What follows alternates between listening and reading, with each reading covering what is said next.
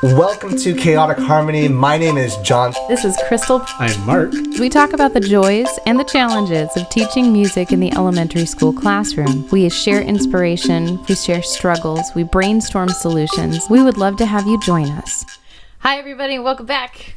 It's good to see you guys. Good to see you. Hi. We're here in person in my living room. Yes. It feels so good. Yes. Feels so good to be together. It does. It does. It's just After 4 years of staying in our house is like.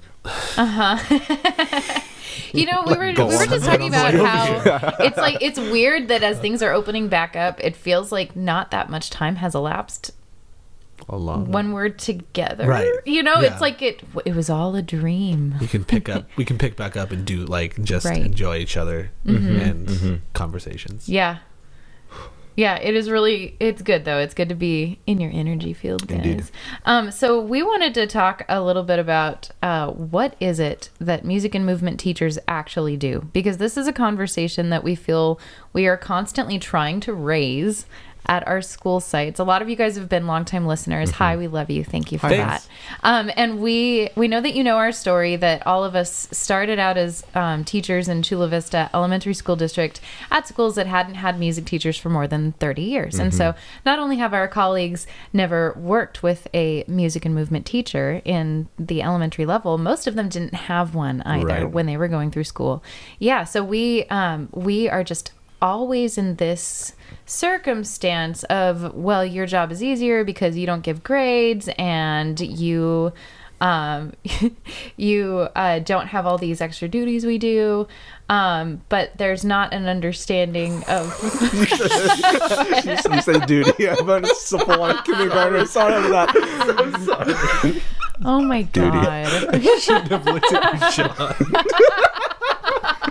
Sorry. You guys. Extra duties. Extra duties. But it's a different job. But when it comes down to, I said but. Is that what we're laughing about? Okay. That's what we do as music teachers. We're just goofballs. That's right. Thanks for listening. Basically. Bye. But really. But it's a highly specialized job that not very many people have the desire to acquire skills to even do.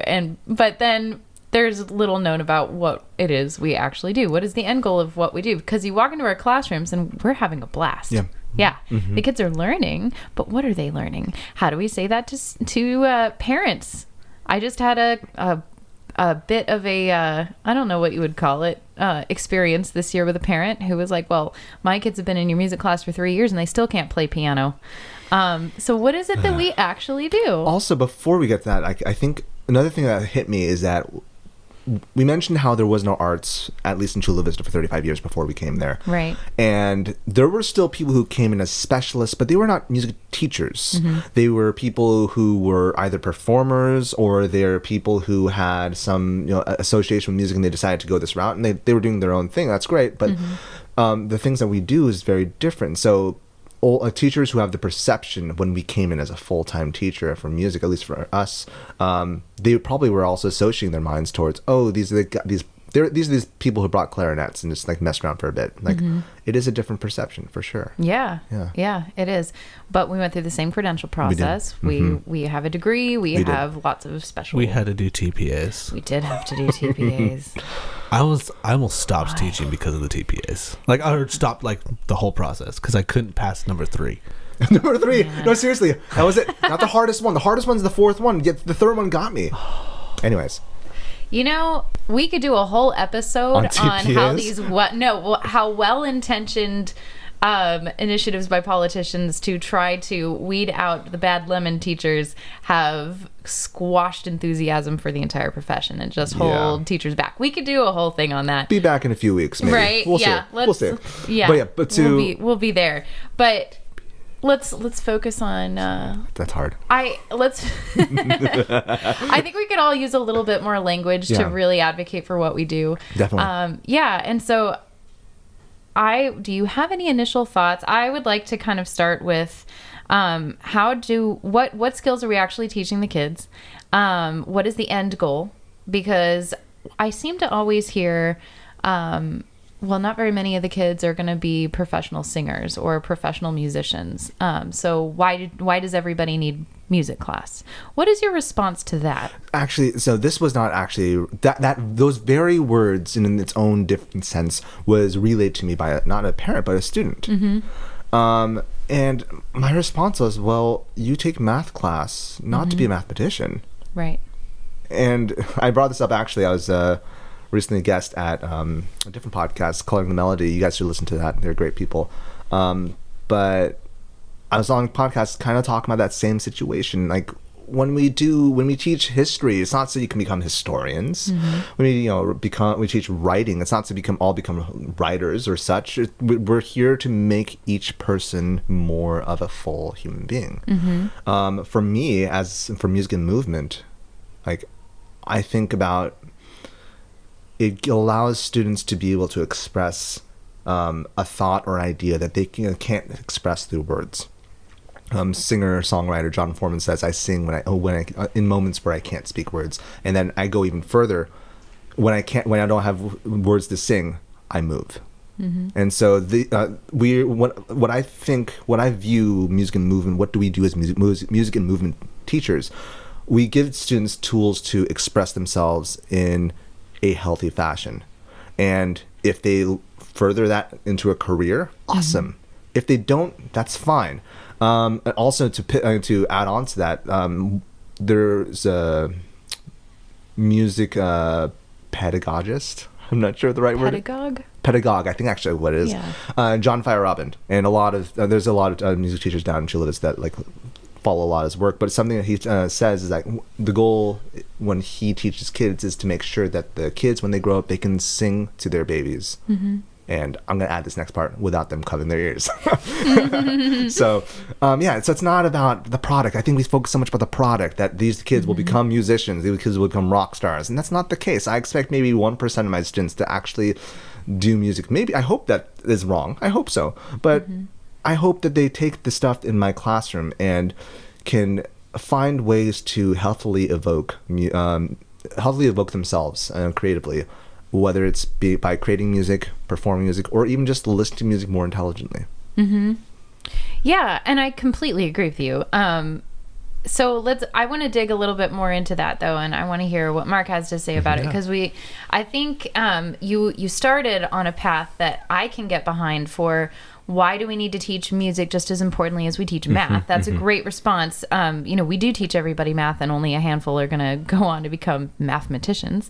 So why do we have to have math? But I can see a lot more real life applications for when I need math, right? Like, I have to add up, numbers to make sure I have enough money to buy stuff at the grocery store or whatever it is, But it's a little bit more abstract with music. That's true. And so that whole self-expression piece is not a very satisfying answer to every parent.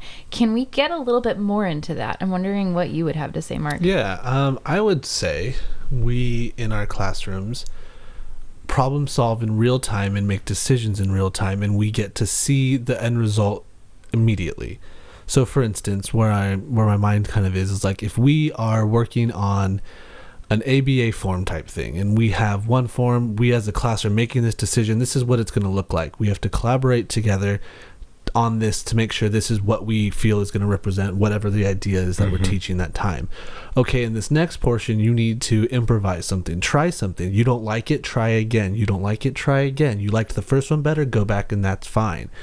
We don't have these concrete, well, if you don't play "So Me Do, I Will So Help Me," like we don't necessarily have that in our classroom. So we're training kids to be able to in real time analyze what they just did and realize, like, yeah, I like that. Okay, great. And so we can move on. Or no, I didn't like that. I didn't quite think that had it. Try again. And so we're allowing these, I even hesitate to say it, but we allow these little failures, if you will, for kids to learn from quickly and move on to. We allow kids to collaborate together on something, and in our classrooms, I'm sure you've had it, where you have a group working together and that one kid just doesn't want to do the things and the other kids are upset because they don't want to. So within our classrooms, you can figure out, okay, you don't treat someone else like that. In a work setting, if you don't like, you don't get to do that, you know. If you do, you might not be in your current employment for very long. And so within our classrooms, we're working on those skills. We're working on those things where it's a life skill. And I think we've talked about it in the past. And I know that we've looked up like the Forbes 10 like qualities that they're looking for in humans, and not on there as well their ability to solve this algebraic equation. Well, it's helpful and it's good because it's a whole human that like the end result. These human interactions that we teach, that we deal with, that we have in our classrooms, it's all built around that. And I know that you felt the weight of your music class because you don't have that human interaction. Yep. Oh, you yeah, know, for sure. as a musician, if you only spend time in your practice room practicing and you never work with another musician, is that really rewarding? I mean, for some people it might be. Sure. You know, that might be their thing because that's like their little outlet, and that's only good. Okay, that's fine. But I would say for a bulk of musicians, going to generalize here, that we are musicians because we like to work with people. We like to jam with people. We like to be with people and create with people. And working and creating and listening are things that you do everywhere, not just in music class. Yep. That's Working, what I would say. Creating, listening. I like that. Those are some good thoughts. Thank you. Thanks. I like the creation element. I think a lot of time, I mean, writing aside, I think a lot of times when I think about my academic experience, there's a lot of like critical thinking for sure, but a lot of it is solving. A lot of it is processing. But creation is an element that's so heavily done in music, any form of art really. And I think it's, especially as we are in a consumerist society, we consume so much and don't really have that outlet to actually create or build. And like music is I'm a huge advocate of creation being helpful in mental health. Oh, absolutely. Well, and that goes into the confidence building piece of it. I like how you said failure. It's a place to practice failure. Sure. Everybody fails. We fail every day. Yep. And a lot of them are small, but that's how you learn. You don't learn and grow, and you can't deal with your life and be a healthy person if you can't deal with failure. Right. And so I think that having a safe place to try stuff and fail and that's okay. So important. And we have this very prescribed way that we teach kids. It's like, well, here's the lesson. This is the right way to do it. This is the wrong way. And then, okay, popcorn time, you know, like ask the question and then yes or no. And how cool is it that for the majority of the lessons that we teach, the kids have so much wiggle room that it's like, even if they're not quite perfect, we can steer them. We can say, well, I love this part of your idea. Can we just flesh it out a little bit? And we gently teach them. And critical thinking. So I'm hearing problem solving, critical thinking, safe place to fail. These are life skills. And then something that I want to add to that is music is its own learning modality. We know that from the research. Some people retain information much more solidly. I would venture to say the majority of people remember things really well when you attach music to it. And it amplifies our emotions, which is why we have music in the background of movies and, you know, radio shows or whatever it is. It helps you feel things and process things. And when you set something to a song, you'll remember that for the rest of your life. I know so many people who can sing, you know, commercials that haven't been on TV in 40 years, but they listen to it over and over again as a kid, so it'll never go away. Yeah, which one just popped into your head? Actually, it's our colleague, Miss Caitlin Mehta. Her little jingle at the beginning, music with Miss Mehta. Like it's fantastic, and I love it, and it's amazing. Where my thought actually went was like, well, shoot, commercials on TVs, that's a dying art. So, I mean, they're gonna exist on other media. Oh, they're out there. They're out there. They'll get you. Yeah. Always. Every 2 seconds in a YouTube video these days. Yeah. So, but the way music lights up the entire brain, it unites the entire brain. I think we so often look at music and the arts as something extra, when in fact they are everything all at once, and they're like this beautiful package that can unite all of the subjects. So I know I'm preaching to the literal choir here. Okay, let's get a little bit more into why it's important and how we teach 21st century skills. Because especially when you dig through a lot of the curriculum that we've been handed, that we've had to tweak, and this is something that we've talked about a lot. You know, I'm not going to teach cuckoo. I'm sorry. It's just not going to go down. Cuckoo. I don't use it. Using like any song that has the word cuckoo? No, or? just the old Orff stuff, from the volumes. Like, not all of it. Or I'll take the melody and I'll change the words and make it more relevant. But at first blush, when you look at a lot of the activities that come either in the books that we're handed when we first take a new job, or in old activities that we have in our music rooms, they don't look particularly relevant. We've talked about this before. We have.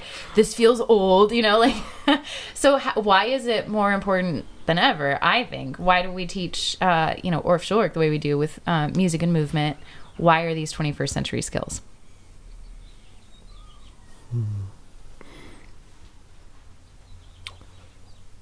I'm sorry, the conversation went in multiple directions. I'm trying to parse where I want to. That's all right. You can take whatever one you want.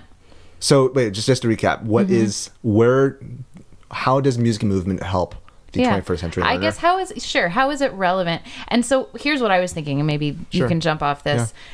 Yeah. We were talking about this last night. We look at today's kindergartners with no idea what jobs we're preparing them for. None. I entered college with my first cell phone ever, and it was a little thing with buttons on it that you had to push, right? And a tiny little screen. Dude, you can never mess up a T9 text. You couldn't. Now, I shouldn't talk about what I'll do. Never mind. That's not. Okay, move on. Right. Yep. Yeah. You know what I'm talking about. I do. And then by the time I had my first kid, I had an iPhone. Yes. Right. Mm-hmm. And so the progression there was so fast, and it's only going to keep getting faster. So we don't know what jobs we're preparing the kids for. Mm-hmm. So why are we going to help them? So actually, no. Okay, I get you there. Yeah. And I'm going to tell a story first because that's how I do. I remember back in.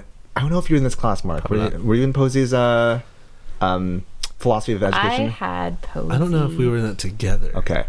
Well, I did take it. Okay, Vygotsky says. Vygotsky. I corrected him, and he didn't remember it from the rest of his life. Anyways, there was a class called Philosophy of Education, and it was a really good class. Talk about different stuff, but one day he decides to just have us all sit down in a Socratic seminar. He gives two people questions, and they're supposed to spearhead the question. And the first question, I don't know what the second one was, but the first one was, if you could only teach one thing, what would you teach? And so people came up with different ideas. One person said, we should teach finances because they'll have to, work on taxes and such. It's an important part of their life. And one other person said, no, we need to make sure we teach history. So if they don't learn history, then they're going to make the same mistakes we made before. Someone said writing, et cetera, et cetera. It came to me, I was like, actually, it didn't come to me. I just like, guys, no, this is not. You're wrong. Really, no. This is like the paradigm of this question is incorrect. Mm-hmm. If we look to try to teach a certain subject, by the time they graduate from high school, it'll be already obsolete. The question isn't what should we teach. We need to make sure that we teach students how to learn. Yes. And how to think. How to learn and think. Yes. Yes, very much so. Yeah. And because just like what I said, the things we teach will be obsolete. I remember back in elementary school, we started learning about really cool stuff called PowerPoint. And it's still important, but the things that we learned is kind of older now. And how to not die of dysentery on the Oregon Trail. Oh my God. I love the Oregon Trail. Sorry, Sarah, but we're forging the river. Can I just make a quick plug? Go for it. Friends, if you're listening and you make a PowerPoint, don't read the information on the slides. Right? If you do, that's okay. We can all learn and try something new.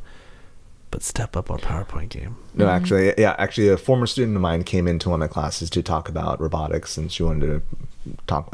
That's one thing a project she was working on. Anyways, she on her PowerPoint, she had what her speech was Shannon, you got to fix this. That's why they have the notes part, the page. Mm-hmm. Yeah. Mm-hmm. Yeah. But yeah, because I care. No, seriously. But I think the same thing goes with music, education, music and movement. When we teach songs, we aren't part of it is that, yes, we're teaching songs because they're good. Also, if you choose good literature, they will last a lifetime. Teaching topics of not just about Mr. Moon, which is a fun song, but teaching songs about what it means to be kind, what it means to be caring. But beyond that, in the classroom, we teach students, as Mark was talking about, improvisation. And that is super vital to no matter where you go in with your career. Yeah. Improvisation, knowing how to adapt on your feet, knowing to read the room. Yeah. And that's something I feel like everyone needs to learn. Yes. And then build off of that. And like another thing when we are in analog teaching, kind of also digital teaching if you're able to, and also if there's enough equitable technology in your district. But like the thing is, collaboration is super key no matter where you go, and music in the classroom offers that. Yeah. Yeah. Learn how to read the room. Learn how to be a good, engaging presenter. Yeah. That's such a big part. That's why performances are so important. Learning how to present yourself well on stage. I'm always telling them, look like you're someone I want to listen to when you're on the stage, and then I'll show them, like, if I walk on stage like this, and I'll slump over and look completely disengaged. Do you want to listen to me? And then I'll really like amp it up, and I'll walk on like an opera singer and throw my scarf over my shoulder. Now, do you want to listen to me? And some kid always says no, but it's like, fine. Fine. You get up here, David, and show me. And then learning how to pivot. Because you're going to crash and burn. Yep. Sometimes you read the room and you are tanking. Sometimes you try something, totally fails, right? Sometimes you really put yourself out there and you experience crushing defeat. Sometimes you start a project, wasn't the right one. Sometimes you start a job, you get laid off for reasons that aren't like your a global fault, pandemic, right? maybe. Like that. So how do you pivot? No, seriously. Yeah. Also, build like another thing that just came to mind is that the expression has negative connotations. Please don't go that way. But know your place. You're a soloist, or are you part of the group? Or when you're in the group, are you supposed to sing out, or are you supposed to make us work together? So understanding your role in the cog is a big part of it. And I think I would put that like know and value your place within the whole. Like it, and it's more about and I hear what you're saying. It's not like stay where you belong, minion. It's like it's like understand that everybody's role is valuable, and we need everybody, and what we do together is not the same, and it's not the same without you. We need you. We need your voice. Instead of knowing your place, would it just be understand your role? That's good. That's just what I said was the first thing that came to mind. I understand, but I'm just trying to help. Understand. I'm trying to unpack. I would take it a little further. I love you, Mark. I would take it further and say value your role and value the role of others. Yeah. And also recognize that sometimes, even if you don't want to, it's your turn to be the soloist. Yeah. Yep. We practice leadership all the time. Yeah. I mean, for me personally, as I transition to my 30s, like that's been huge. As I go from like I during my 20s was very much I'm still in student mode, and now I'm a teacher for kids, and also grown-ups. Also for grown-ups. Yeah, which is still weird, but I am now being pushed out of the group and into the solo. But eventually, I will go back to the group. There are times where I'll be a soloist. There's a time where I'll be part of the tutti, as we say in our Italian version. But like, yeah, it's like there's a place in like it's important to be pushed out into solo as well. Yeah, it's good. It is good. Yeah. Thanks for making us a little classier by throwing some Italian in. But of course, I appreciate that. We also teach language. I was gonna say something, but then I got distracted after you said tutti.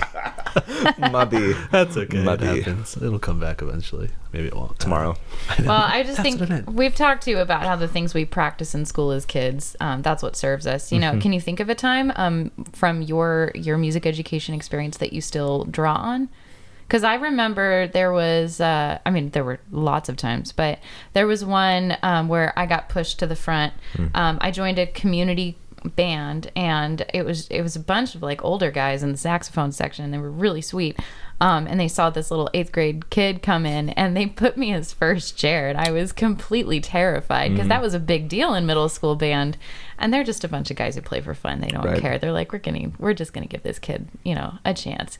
And I practiced so hard because I was like, I've got to live up to this. And because they were so kind and they were willing to help, that was really motivating. And so I think about that all the time, and like, who can I pull up to a leadership position when they don't feel ready. But I know if I have those expectations for them, they'll rise to it. So I draw on that all the time. I also think that within our role, we're teaching kids the importance of, I'm not going to say this very eloquently because it just escaped, but not quitting.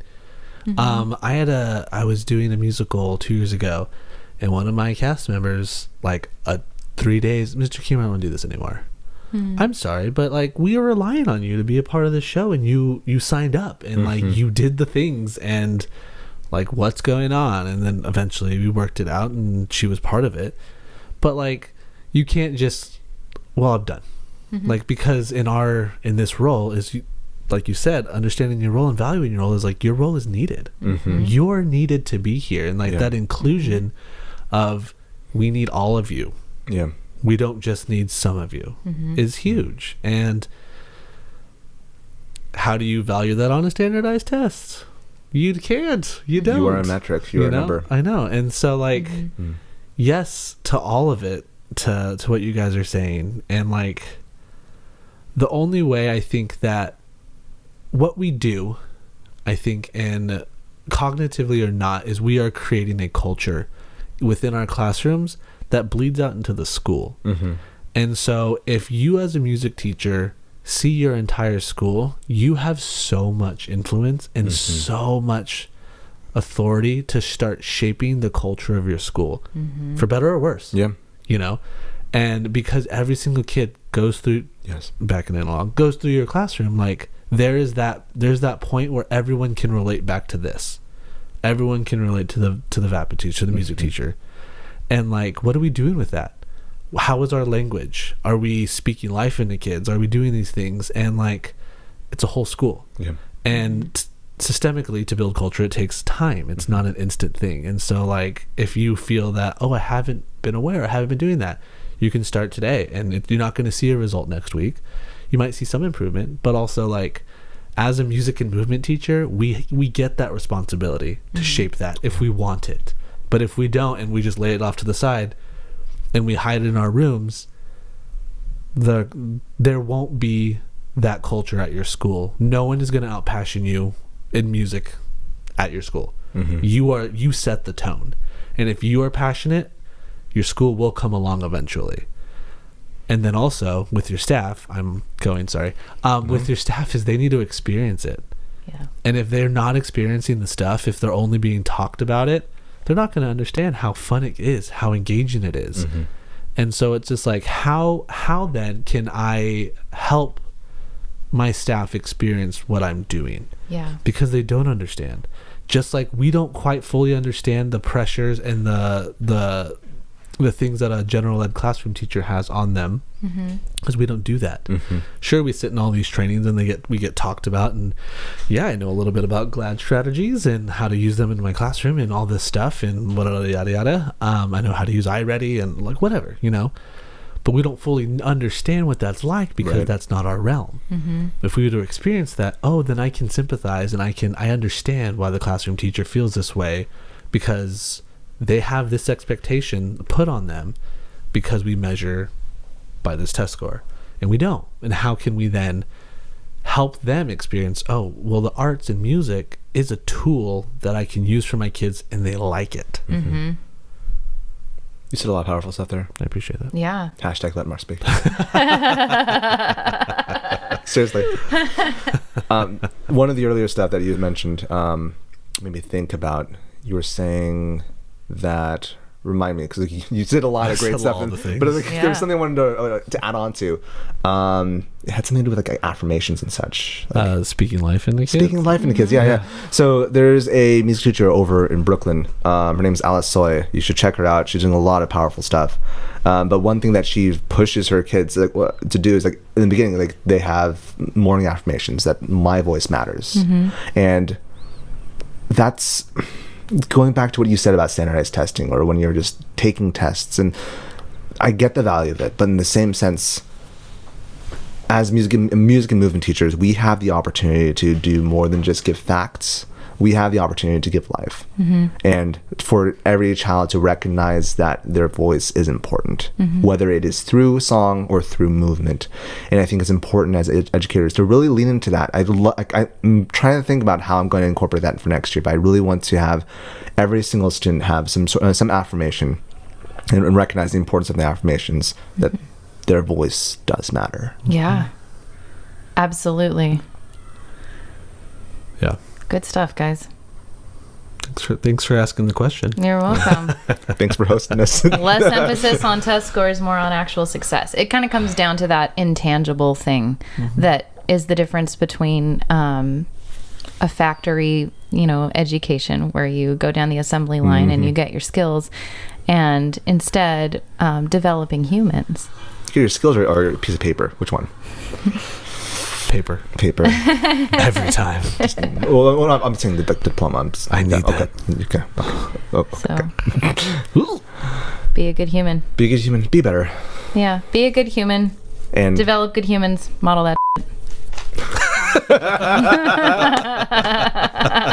Right? Exactly. second time. Need a shirt with that. I'm just gonna do it. Left turn now. So if you've known, this is not the first time we've had to bleep something out, because you've been a community member, part of this podcast for a long time, and I appreciate it. We appreciate it. We all appreciate it, and it's helped us. We've engaged with some really cool people along the way. But if you have any questions, concerns, or comments, or things you want to add on to it, please, by all means, we want to bolster this community. So email us at chaoticharmonyclassroom@gmail.com. Also, what helps grow this community, because this community is not just 3 people at a table, it's you guys as well. What helps grow it is if you leave us a review. So that it helps with optics, so more people can join us. And it's funny, you were talking about the whole jingle with Caitlin. She left us a review. Hey! And she gave us the only correct answer. She gave us 5 stars, which you should do on iTunes or on a podcast listening app. She said, I always look forward to listening to these podcasts. Chaotic Harmony Podcast is a go-to for music educators. This sweet spot always provides a fresh perspective on what music could and should look like in our schools. Thank you, Caitlin. Thanks, Caitlin. We heart you. You're the best. So we should Venmo her what? So yeah, please leave us a review. Also, if you are watching us on YouTube, you're welcome to leave a comment there. Or, again, helping with grow this community, like and subscribe. You hear it a lot. It gets kind of weird, but it's true. It helps keep these lights on. So thanks, guys. Thank you. Back with Spiccato after a break. I want to take a quick break and thank my husband Bryan, who's been working behind the scenes producing these episodes every week on all of the platforms and on time. But you need to know that he is first a financial planner for Mission Trails Financial. Mission Trails Financial is a partner that seeks to guide clients in the journey to financial success. They believe that people need a financial advisor that aims to provide strategies for success. Mission Trails Financial helps people navigate investments, tax planning, and insurance. Imagine working with an advisor who isn't tied to specific brands. Mission Trails Financial has a fiduciary responsibility to act in the best interests of their clients by providing independent, objective advice. Their mission is to help clients accomplish their financial goals. As Joe Vitale once said, a goal should scare you a little and excite you a lot. Do yourself a favor and set up a time to chat with Mission Trails Financial. Visit www.missiontrailsfinancial.com or call 619-419-0238 to schedule a call. You'll be glad you did. We believe that leaning on professionals is how we get ahead. Check out the program notes for more information. Put your hand up.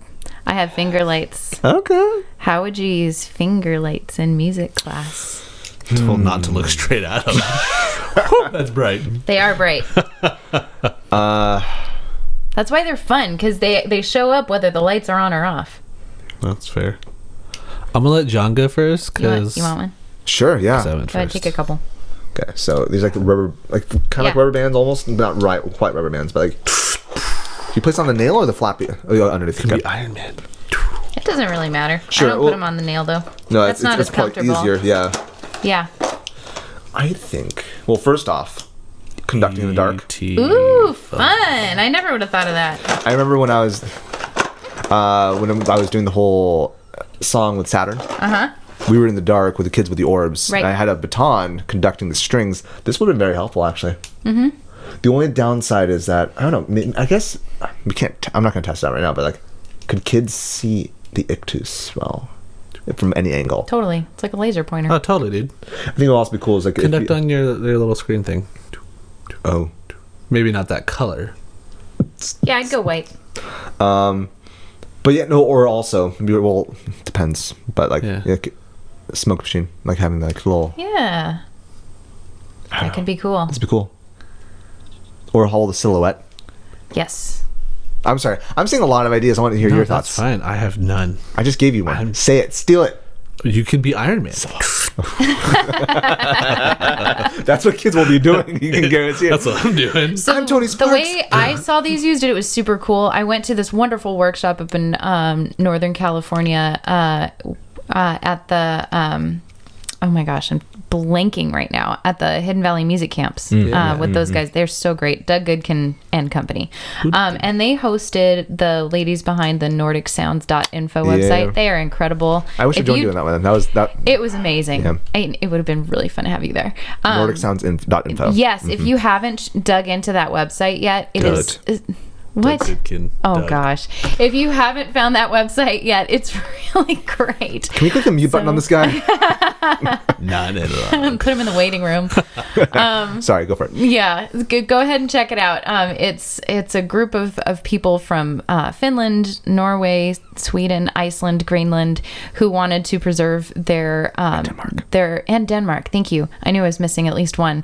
Their national music, their folk music, and so they came together, exchanged ideas, and it is all perfectly sequenced and laid out for music and movement lessons. So Really good stuff. they put these inside frame drums on the ground. Oh, that's gonna be cool. It was way cool, and they did a song about the Northern Lights, and it was this Yeah. super rad, like, percussive piece, and we had to go down this like runway of frame drums, and one person was holding a frame drum, and we were all in partners, and another person had the mallet, and we had to add our own rhythms to it.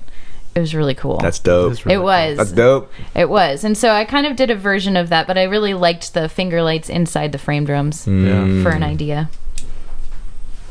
Tony Stark. There you go. Boom. Cats. Oh, How do you turn it off? It's got a switch. It's just, yeah, up and down. Adonde. Right here. The top. Up, down. Ah, They're super cheap, I just too. wasn't. How much are they?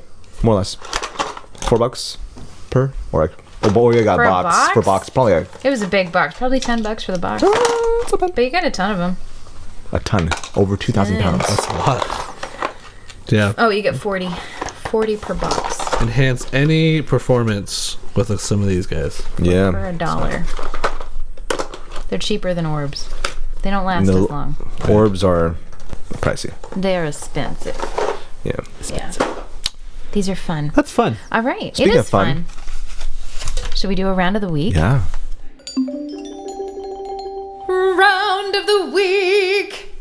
Okay. We want to do the green frog. Oh, sure. Okay. Goon went the little green frog. Do you need lyrics? Yeah.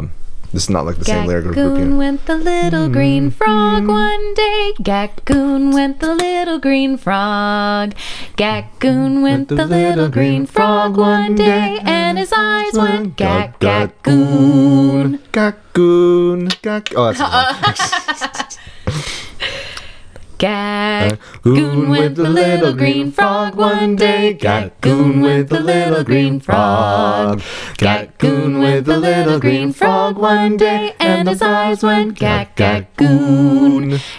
Goon went the little green frog one day. Goon went the little green frog. Goon went the little green frog one day, and his eyes went and the frog went Goon. Goon. Woo! I liked was your awesome. beatboxing. That always elevates a song. Awesome. Crystal, thank you for leading this one. Where can people find you? You can find me at Twitter at FinnyVappa. You can find me at crystalpridmore.com or on YouTube under Crystal Pridmore. Awesome. Mark? I am on Twitter, Instagram, and YouTube, all under Mr. Keehmer. Awesome. And you can find me on Twitter, Instagram, also on YouTube on Mr. Seligman, MrSeligman. And if you're fancy enough, you can capitalize the S. It does nothing, but I like to do it anyways. Anywho, you can also find us at CH Classroom on the Twitters, on the Instas, on the Facebooks, but YouTube a bit different. Chaotic Harmony Classroom. And you can email us at chaoticharmonyclassroom@gmail.com. Thanks, guys. Thanks. Bye. Bye. The Chaotic Harmony podcast is a joint project between Crystal Pridmore, Jonathan Seligman, and Marc Keehmer. You can find us online at chaoticharmonyclassroom.com. You can email us at chaoticharmonyclassroom@gmail and let us know what you think. Give us feedback about what you would like to hear in future episodes. We're on all the socials. Find us on facebook.com/chaoticharmonyclassroom. You can find us on Twitter at @CHClassroom, Instagram at Chaotic Harmony Classroom, and you can even find our episodes on YouTube. Chaotic Harmony is the name of our channel. Special thanks to Bryan Pridmore for his help with production and equipment. www.pridmoria.com.